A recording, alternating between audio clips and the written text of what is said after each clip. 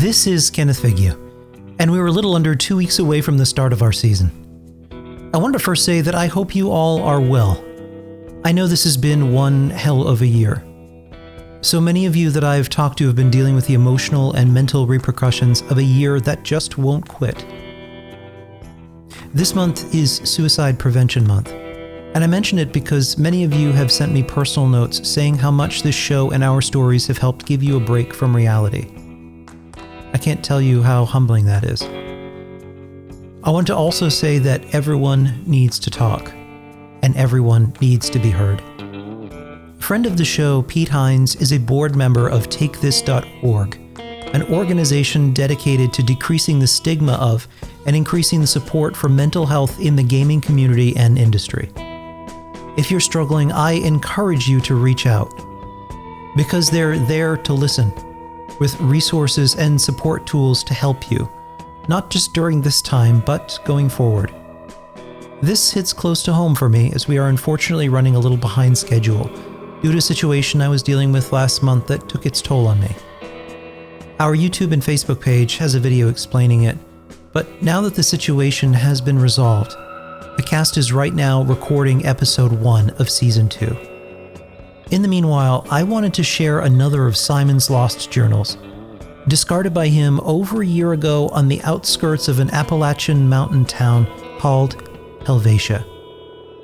For reasons that will become clear, the horror of his experience there last year for a parade of the damned kept him away from the town until now. Hear that?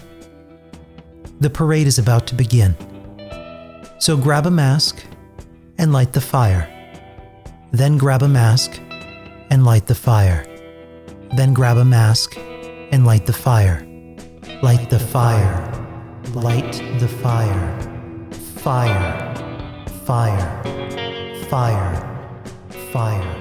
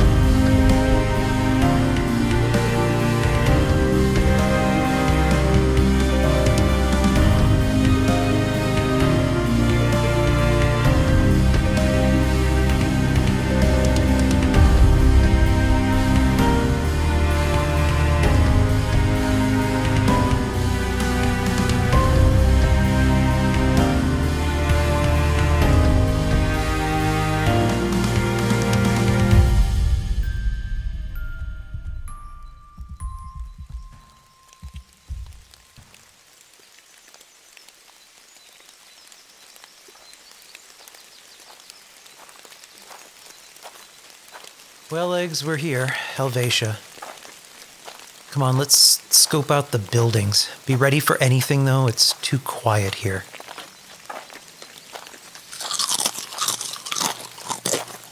Oh, it's that? Yeah, 1 year ago. Slow and steady now.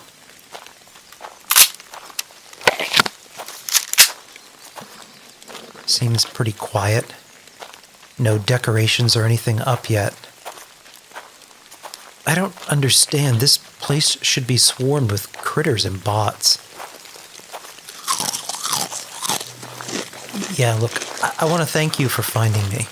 If you hadn't found my tent and got me out of that stash box, well, let's just say there are worse places to end up than dead.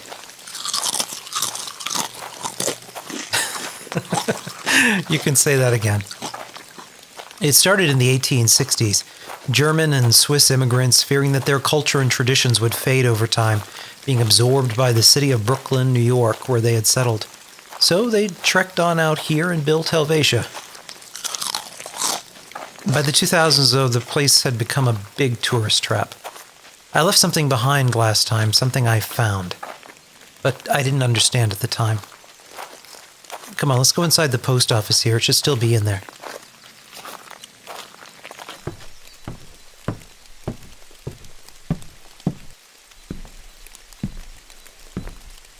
There. Post office box 12.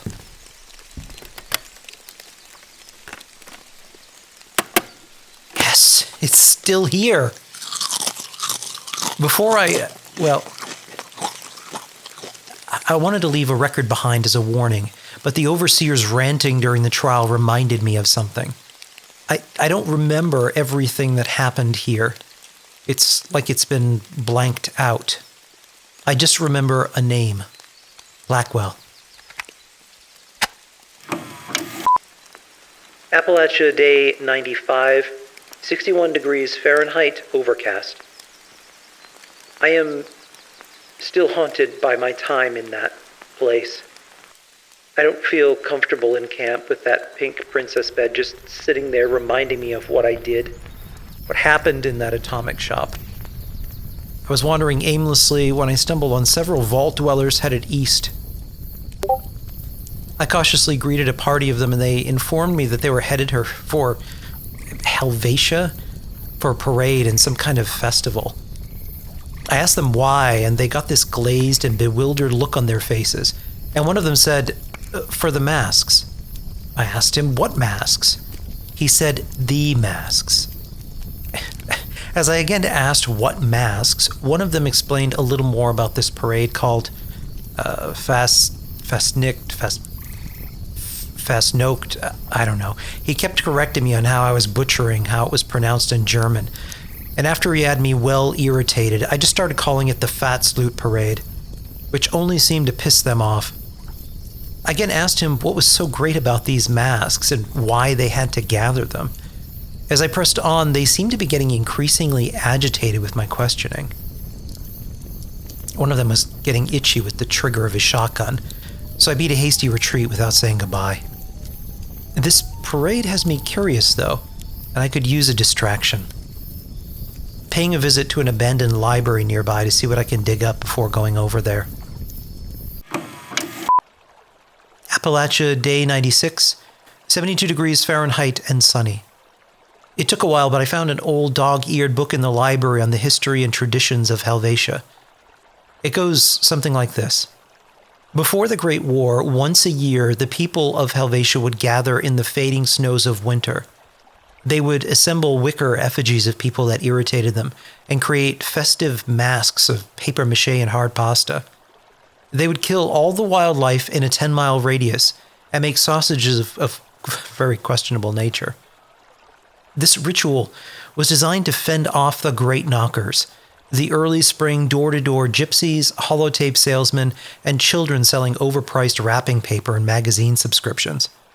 The festival called Fatsloot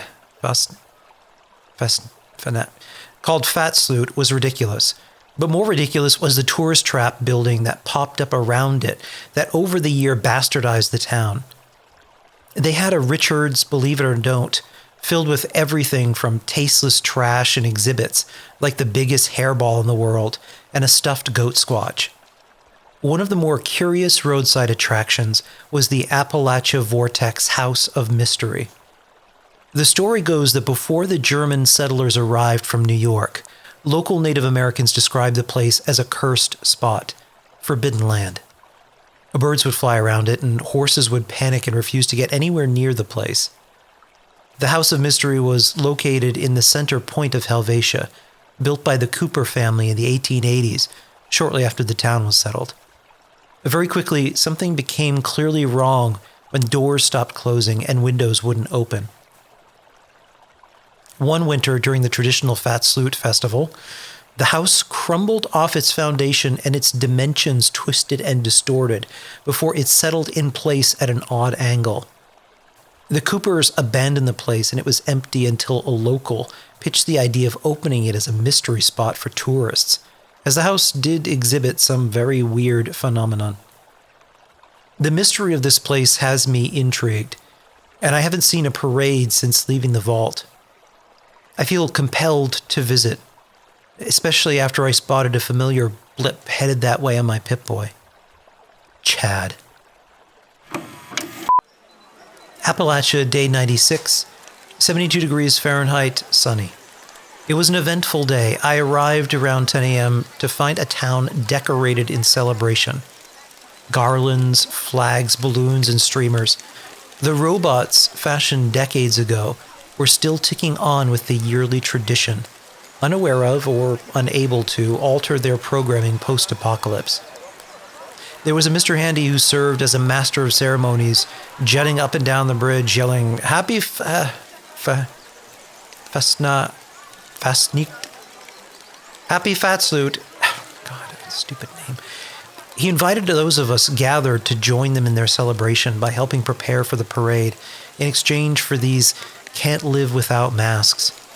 He teased me with projected images of the most amazing papier-mâché cloth masks I have ever seen. Masks that must be imbued with their own secret power for them to be so lusted after. They would be sure to allow me greater skill in smiting my enemies.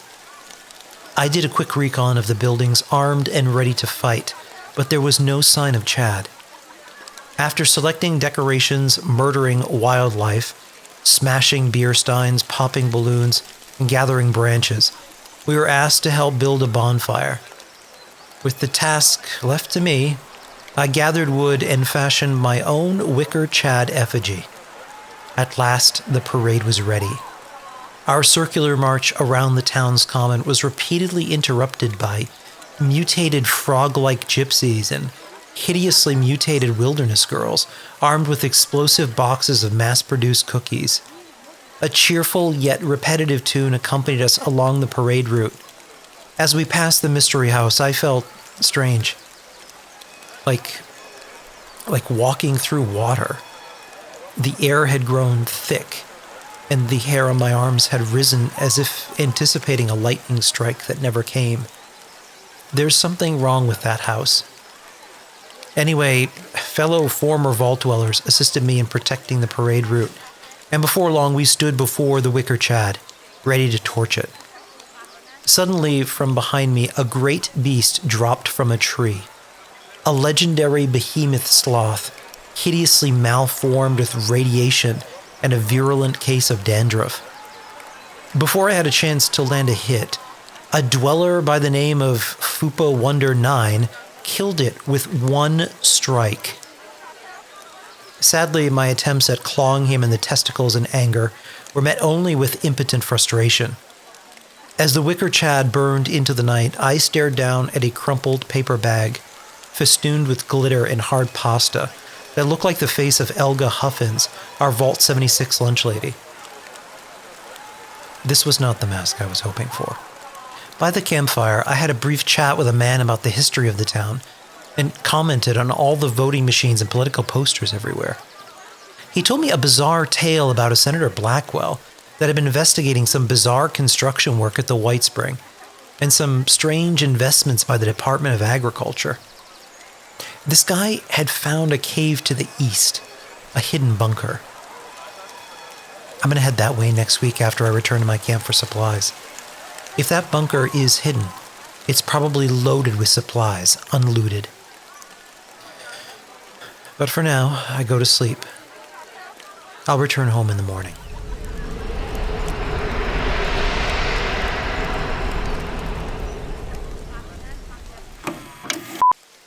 Appalachia, day 96, 72 degrees Fahrenheit and sunny. It was an eventful day. I arrived around 10 a.m. to find a town decorated in celebration. Garlands, flags, balloons, and streamers.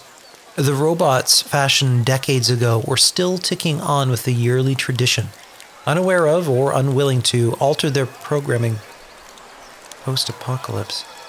Wait. This isn't... I've recorded this already. I'm going outside to see what's going on.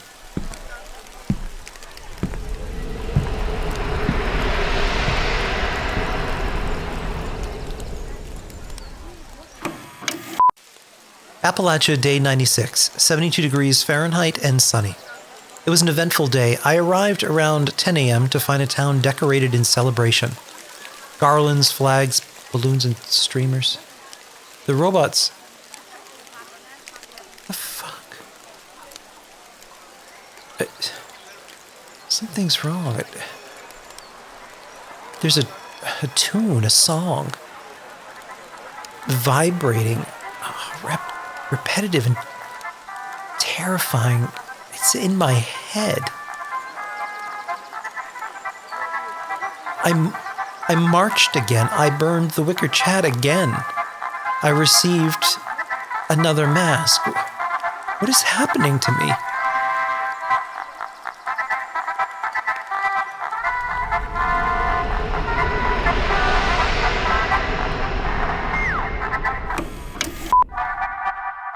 Appalachia, day 96.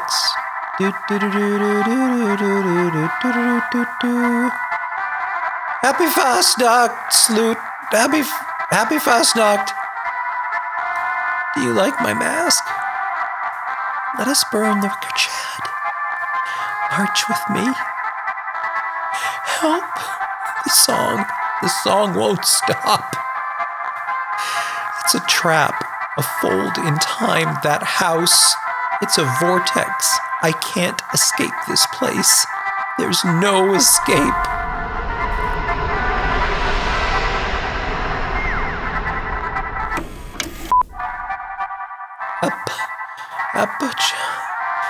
It won't stop, this tune of damnation.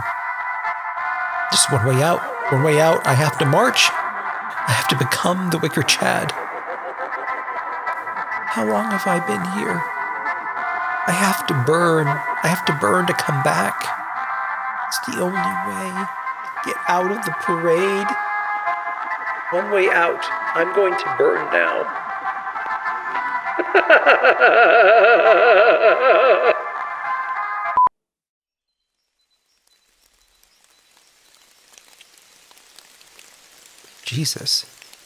Jesus Christ. I remember now.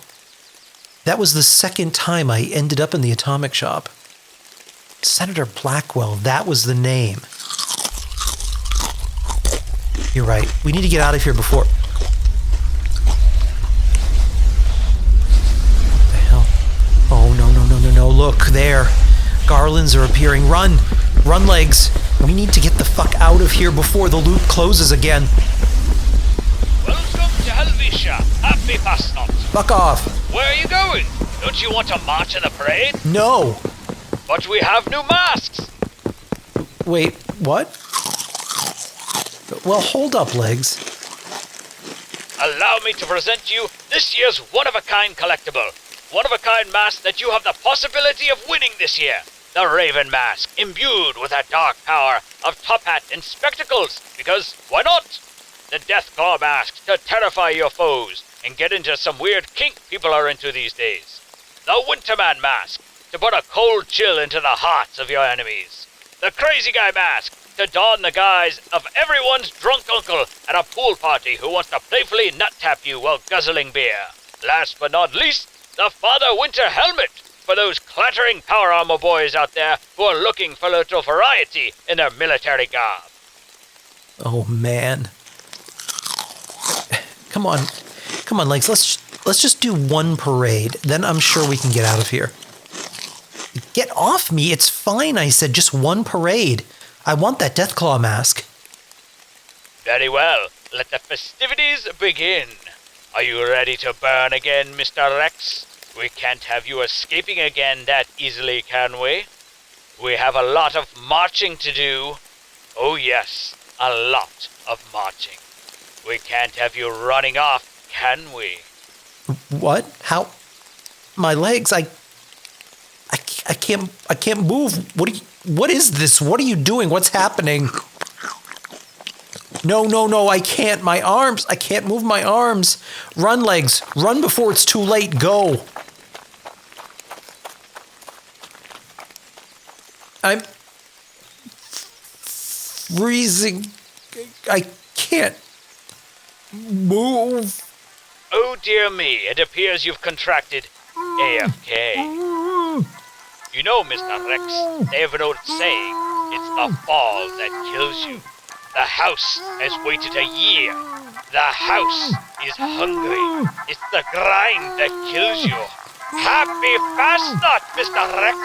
Let's march, everyone! March! March! March!